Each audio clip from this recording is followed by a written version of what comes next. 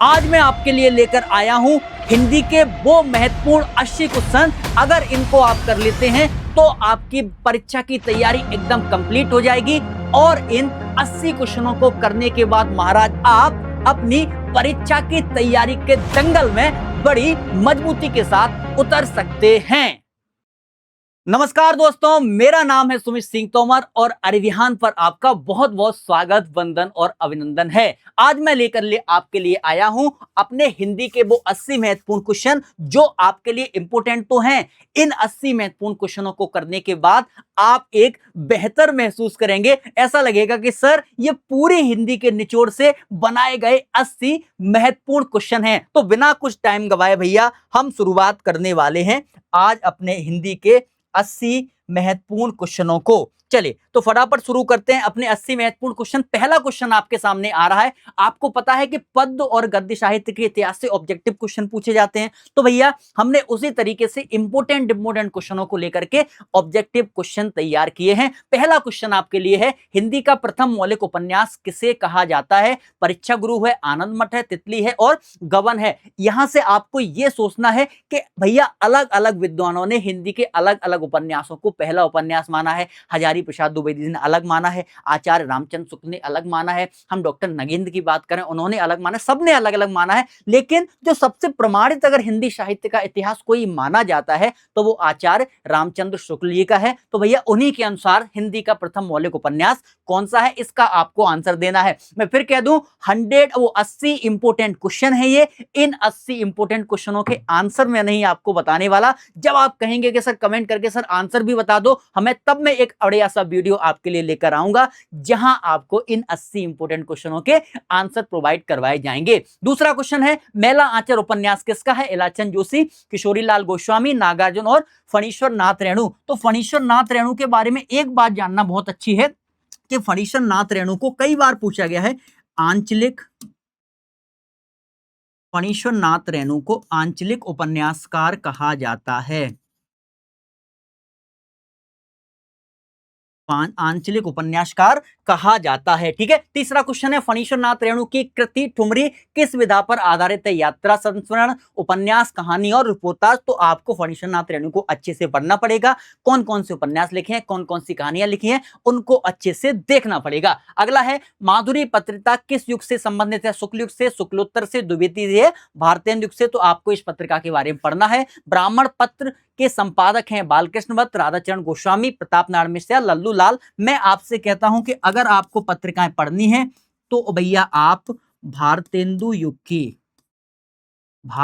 युग की जितनी भी पत्रिकाएं हैं उनको एक बार अच्छे से पढ़ लीजिए। क्वेश्चन हर बार यहीं से बनता है कि बाला बोधनी पत्रिका है ना, और जो भी पत्रिकाएं हैं भारतेंदु युग की इंपोर्टेंट, उनको आपको पढ़ना है। अगला है, हिंदी प्रदीप के संपादक हैं बालकृष्ण वत्स, बद्री नारायण चौधरी प्रेमगंज, ठाकुर जगमोहन सिंह या राजा शिव प्रसाद, इनको बताना है। स्वामी दयानंद सरस्वती की रचना है, मोस्ट इंपोर्टेंट क्वेश्चन, कई बार यूपी बोर्ड में पूछा गया है और यूपी बोर्ड का फेवरेट है।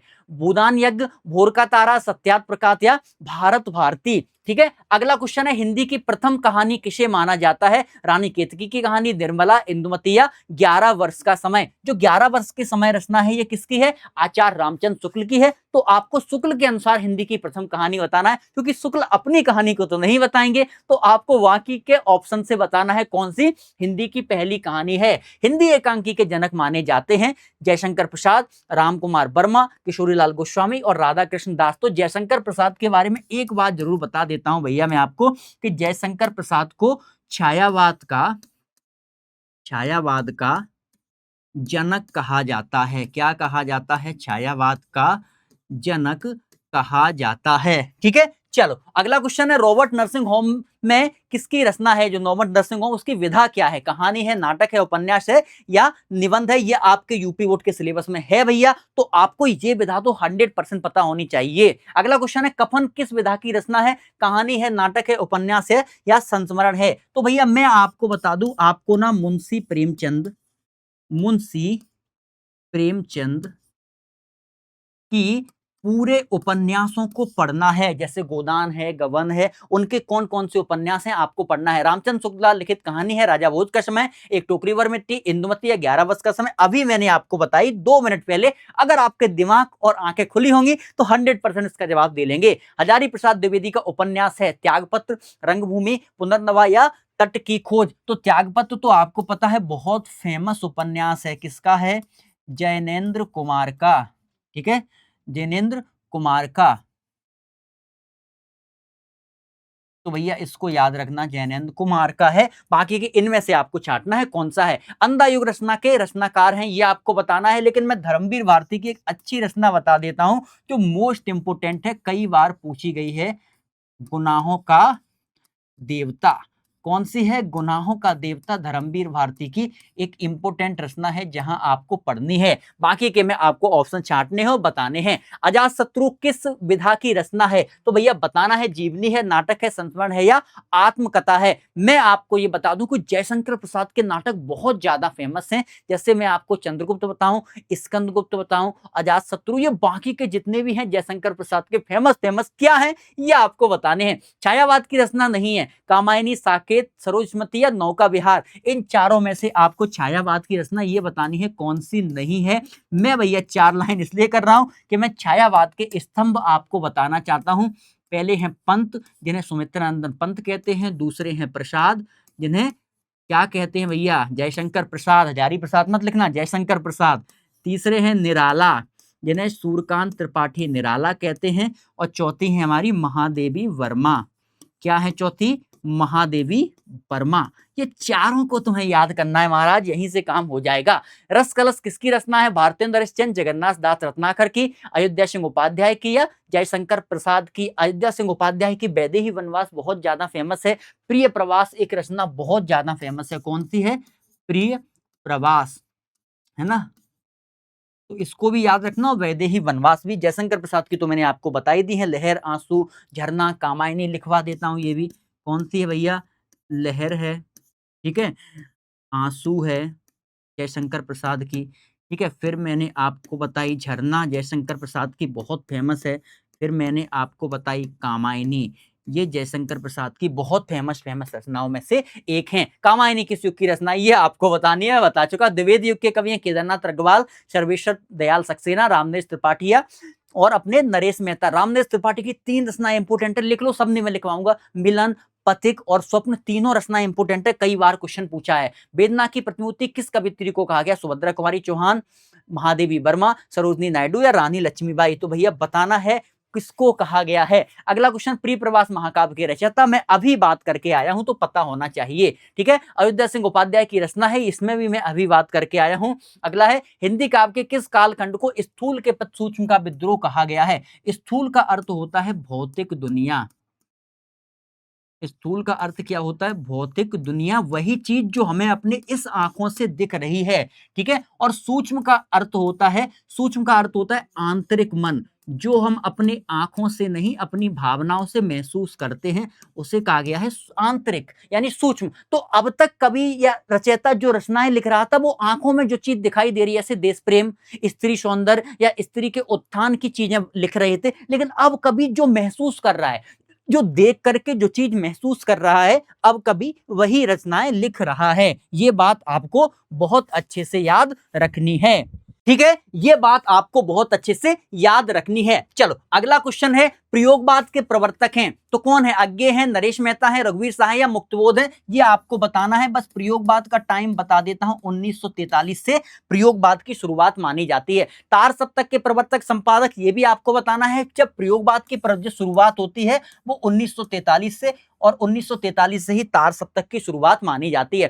कामायनी महाकाव्य में सर्गों की संख्या बताना है। जयशंकर प्रसाद का प्रसिद्ध उपन्यास है भैया 9, 12, 15 और 17। चिदंबरा के रचनाकार हैं मैथिली शरण गुप्त, अयोध्या सिंह उपाध्याय, सुमित्रा नंदन पंत्या, सोहन लाल द्विवेदी, अज्ञे द्वारा संपादित दूसरे तार सप्तक। पहला तो मैंने बता दिया 1943, दूसरा आपको बताना है वीर रस का स्थायी भाव, बड़ा सरल क्वेश्चन है, और आंसू के रचनाकार हैं, ये भी मैं आपको बता चुका हूं। तो भैया सब चीजें आपकी क्लियर हो चुकी हैं। अब जल्दी से फटाफट आते हैं हम गद्यांश के क्वेश्चनों पर। मैं फिर कह रहा हूं, मेरा काम है आपको क्वेश्चन प्रोवाइड करवाना, इनके आंसर जब आप कमेंट में कहेंगे तो मैं आपको प्रोवाइड करवा दूंगा बढ़िया बढ़िया तरीके से। चलो क्वेश्चन है, दिए गए गद्यांश पर आधारित निम्नलिखित प्रश्नों का उत्तर देना है। यहां आपको गद्यांश मिलता है, ये आपको 5 क्वेश्चन मिलेंगे। तो पहला गद्यांश आपके सामने है और आपको इसके क्वेश्चन छांटने हैं। सीधा सीधा मैं आपसे कहता हूं, डायरेक्ट पहले क्वेश्चन पढ़ो फिर गद्यांश पर जाओ, क्योंकि पहले गद्यांश पढ़ोगे फिर क्वेश्चन को पढ़ोगे फिर क्वेश्चन देखोगे फिर गद्यांश पढ़ोगे। तो मैं सीधा कहता हूं पहले क्वेश्चन पढ़ो, क्वेश्चन में क्या पूछ रहा है वो, उसके बाद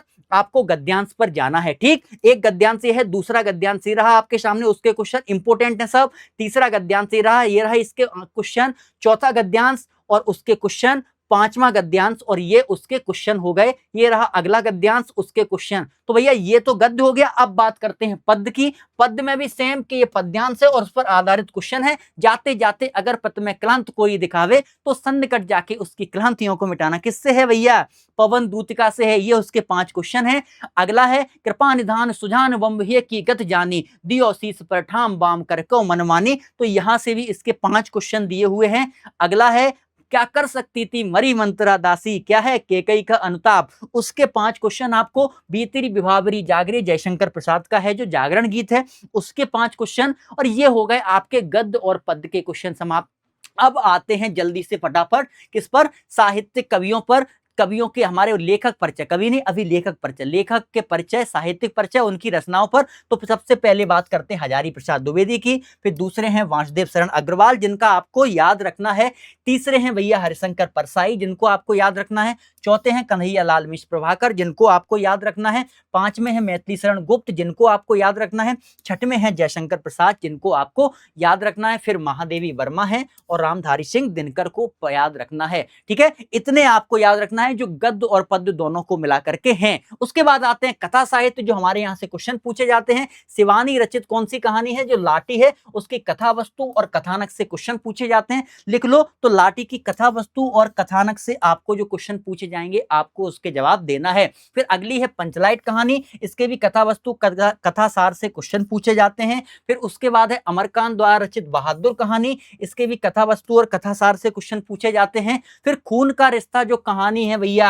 याद रखना, इसका उद्देश्य पूछा गया है और आपको बताना है खून के वस्तु के आधार पर मंगल सेन कहां चरित्र चित्रण, जो उसमें कैरेक्टर हैं उनके चरित्र चित्रण से भी क्वेश्चन आते हैं। ये भी आपको याद रखना, सारांश भी पूछा जाता है। तो आपको क्वेश्चन का पैटर्न समझना है, ठीक है ना। चलो अगला है कर्मनाशा की हार कहानी का उद्देश्य बताना है। वो तीनों एक ही क्वेश्चन है, बस अलग अलग तरीके से दिए। ठीक, तो ये हो गए। उसके बाद कुछ खंडकाव्य जो आपको अपने डिस्ट्रिक्ट वाइज दिए जाते हैं, उनमें से आपको खंडकाव्य में क्वेश्चन क्या पूछा जाता है, यहां भी कथा वस्तु पूछी जाती है, सारांश पूछ सकते हैं, कथानक या कथा सार, या कुछ क्वेश्चन के आलोक बत्ती खंडकाव्य का सुंदर समन्वय है, इसके व्याख्या करिए। तो आपको यहां भी एक तरीके से सारांश ही लिखना होता है, ठीक है, एक कंक्लूजन के साथ, निष्कर्ष के साथ। ठीक है, तो ये हो गया। तो यहां पहला है आपका आलोक वृत्ति, दूसरा है सत्य की जीत खंडकाव्य, ये आप अपने डिस्ट्रिक्ट वाइज देख सकते हैं। तीसरा है भैया दिनकर का महान खंडकाव्य रश्मि रथी, मुझे मतलब पर्सनली पसंद है।